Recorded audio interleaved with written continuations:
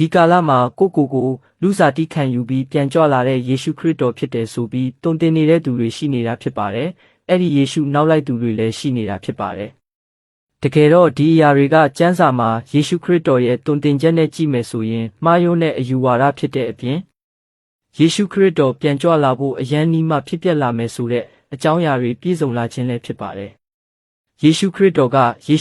ပြန်ကြွလာဖို့နီးလာရင်ယေရှုခရစ်တော်ရဲ့အယောင်ဆောင်သူတွေနဲ့မိစ္ဆာပရောဖက်တွေပေါ်လာကြမှာဖြစ်ပြီးဖျားရွေးချယ်အသုံးပြုတဲ့သူတွေကိုပါလှည့်ဖျားနိုင်ရင်လှည့်ဖျားနိုင်လောက်တဲ့အထိလိမ်ညာလှည့်ဖျားကြမှာဖြစ်တယ်ဆိုပြီးတွင်တင်ခဲ့တာဖြစ်တယ်ဆိုတာရှင်မဿဲခရစ်ဝင်အခန်းကြီး24အခန်းငယ်3ကနေရှင်မဿဲခရစ်ဝင်အခန်းကြီး24အခန်းငယ်23ကနေ24ရှင်မာကုခရစ်ဝင်အခန်းကြီး73အခန်းငယ်21ကနေ22နဲ့ရှင်လုကာခရစ်ဝင်အခန်းကြီး21အခန်းငယ်8မှာတွေ့ရတာဖြစ်ပါတယ်။အဲ့ဒီယေရှုခရစ်တော်အယောင်ကိုဆောင်တဲ့သူတွေနဲ့မိစ္ဆာပရောဖက်တွေပေါ်လာကြမှာဖြစ်ပြီးအဲ့ဒီယေရှုခရစ်တော်၏အယောင်ကိုဆောင်ပြီးပေါ်လာတဲ့မိစ္ဆာပရောဖက်တွေရဲ့နောက်မလိုက်ဖို့ယေရှုခရစ်တော်ကတွင်တင်ခဲ့တာဖြစ်ပါတယ်။ဒါကြောင့်ဒီကာလမှာယေရှုခရစ်တော်ကလူစားတိခံယူပြီးပြန်ကြွလာပြီဆိုတဲ့တွင်တင်ချက်တွေဟာယေရှုခရစ်တော်ရဲ့ကြိုတင်သတိပေးချက်တွေရဆိုရင်မှားယွင်းတဲ့တွင်တင်ချက်တွေဖြစ်တယ်လို့ယေရှုခရစ်တော်ပြန်ကြွလာဖို့အရန်နီးရင်ဖြစ်ပျက်လာမယ်ဆိုတဲ့ယေရှုခရစ်တော်ရဲ့ကြိုတင်သတိပေးချက်တွေကတစ်ခုပြည့်စုံလာခြင်းလည်းဖြစ်ပါတယ်။တကယ်တော့ယေရှုခရစ်တော်ကလူသားတွေရဲ့အပြစ်ကြွေးတွေကြောင့်ငရဲသွားရမယ့်အဖြစ်ကနေအသက်ပေးသွေးသွင်းပြီးရွေးဝယ်ကယ်တင်ပေးတဲ့အမှုအရာတွေကိုလှုပ်ဆောင်ခဲ့ပြီးနောက်တေခြင်းကနေ3ရက်မြောက်သောနေ့မှာရှင်ပြန်ထမြောက်ပြခဲ့ပြီးရက်ပေါင်း40ထင်ပြဩဝါဒတွေပေးပြီးနောက်မှာဆောင်ယူခြင်းခံဖျားစာတိပြန်သွားခဲ့တာဖြစ်တယ်ဆိုတာဟေရှာယအနာဂတ်တိကျမ်းခန်းကြီး53ရှင်မဿဲခရစ်ဝင်ခန်းကြီး29နဲ့28ရှင်မာကုခရစ်ဝင်ခန်းကြီး15နဲ့16ရှင်လုကာခရစ်ဝင်ခန်းကြီး23ရှင်ယောဟန်ခရစ်ဝင်အခန်းကြီး21နဲ့တမန်တော်ဝတ္ထုအခန်းကြီးမှာတွေ့ရတာဖြစ်ပါတယ်။ယေရှုခရစ်တော်ကလွန်ခဲ့တဲ့နှစ်ပေါင်း2000ခန့်ကမိမိအပြစ်ကြွေးတွေကြောင့်နတ်ဝိညာဉ်ငရဲသွားရမယ့်လူသားတွေရဲ့အပြစ်ကြွေးတွေအတွက်အသေးခံအသက်ပေးအသွေးသွင်းပြီးရွေးဝယ်ကယ်တင်ပေးခဲ့ပြီးဖြစ်တယ်ဆိုတာကျမ်းစာနဲ့တမိုင်းထောက်ထားတွေ့အရသိရတာဖြစ်ပါတယ်။ဒါကြောင့်ယေရှုခရစ်တော်ကမိမိအပြစ်ကြွေးတွေအတွက်အသေးခံအသက်ပေးအသွေးသွင်းပြီးရွေးဝယ်ကယ်တင်ပေးခြင်းကို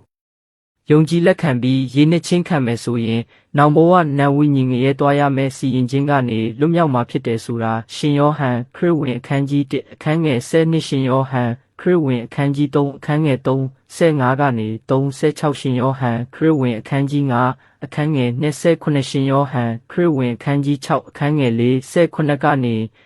17ရှင်ယောဟန်ခရစ်ဝင်အခန်းကြီး6အခန်းငယ်62ကနေ63ရှင်ယောဟန်ခရစ်ဝင်အခန်းကြီး7အခန်းငယ်25နဲ့ဗျာဒိတ်ကျမ်းအခန်းကြီး9အခန်းငယ်9ကနေ18မှာတွေ့ရတာဖြစ်ပါတယ်။ဒါကြောင့်ယေရှုခရစ်တော်ကလူသားတွေရဲ့အပြစ်ကြွေးတွေအတွက်အသက်ပေးသွေးသွင်းပြီးရွေးဝယ်ကယ်တင်ပေးပြီးသားဖြစ်တယ်ဆိုတာယုံကြည်လက်ခံပြီးရည်နှစ်ချင်းခံဖို့နဲ့ဖခင်ရဲ့ပြည့်ညတ်ချက်တွေကိုလိုက်နာရမယ့်အပြင်ယေရှုခရစ်တော်ရဲ့အသက်ပေးသွေးသွင်းပြီးရွေးဝယ်ကယ်တင်ပေးခြင်းနဲ့ယေရှုခရစ်တော်ရဲ့